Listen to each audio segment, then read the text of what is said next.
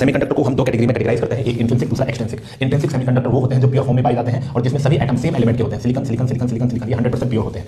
इस intrinsic semiconductor को अगर हम 0 केल्विन के टेंपरेचर पे ले जाए तो वहां पर ये सभी के सभी एटम आपस में कोवेलेंट बॉन्ड बना के रखते हैं, यानी कि उस समय हमें कोई फ्री इलेक्ट्रॉन नहीं मिलता, इसकी कंडक्टिविटी 0 होती है। लेकिन जैसे ही इंट्रिंसिक सेमीकंडक्टर को हम रूम टेंपरेचर पे लाते हैं तो कुछ कोवेलेंट बॉन्ड टूट जाते हैं, जिसकी वजह से यहाँ पर इलेक्ट्रॉन और होल पेयर क्रिएट हो जाते हैं, यानी कि यहाँ से एक फ्री इलेक्ट्रॉन मिल जाएगा और यहाँ पर एक होल क्रिएट हो जाएगा और इसमें नंबर ऑफ इलेक्ट्रॉन और नंबर ऑफ होल सेम होते हैं। अब यहाँ पर अगर नंबर ऑफ इलेक्ट्रॉन और नंबर ऑफ होल सेम है तो हम करंट को कंट्रोल नहीं कर सकते। दूसरा, इनकी कंडक्टिविटी लो होती है, जिसकी वजह से इनको हम डिवाइस बनाने के लिए यूज नहीं करते हैं। तो अब हम यूज करेंगे एक्सट्रिंसिक सेमीकंडक्टर का। एक्सट्रिंसिक सेमीकंडक्टर इंट्रिंसिक सेमीकंडक्टर में डोपिंग करने से बनते हैं। अब डोपिंग हम दो प्रकार से कर सकते हैं, पहला है पी टाइप, दूसरा है N type. P type semiconductor वो होते हैं जिसमें हम ट्राइवेलेंट एटम की डोपिंग करते हैं और एन टाइप वो होते हैं जिसमें हम पेंटावेलेंट की डोपिंग करते हैं। ट्राइवेलेंट में आ जाएगा हमारा बैंगन आलू गाजर इन थैला और पेंटावेलेंट में आ जाएगा नेपाल पाकिस्तान ऑस्ट्रेलिया सब बाहर। ये इनको याद रखने की एक ट्रिक है। अब मान लीजिए हमने यहाँ पर एक इंट्रिंसिक सेमीकंडक्टर लिया और उस पर हमने यहाँ पर एल्यूमिनियम की डोपिंग कर दी। जैसे हम एल्यूमिनियम की डोपिंग करते हैं तो एल्यूमिनियम ट्राइवेलेंट एटम होता है, तो इसके 3 इलेक्ट्रॉन सिलिकॉन के 3 इलेक्ट्रॉन के साथ इक्वल इलेक्ट्रॉन की साझेदारी कर देंगे, लेकिन एक यहाँ पर खाली रह जाएगा और इस खाली जगह को कहा जाता है होल। तो यहाँ पे एक होल क्रिएट हो जाता है, यानी कि एक एक्सेप्टर एटम एक होल को क्रिएट करता है। तो यहाँ पर मेजॉरिटी में होते हैं होल और माइनॉरिटी में होते हैं इलेक्ट्रॉन।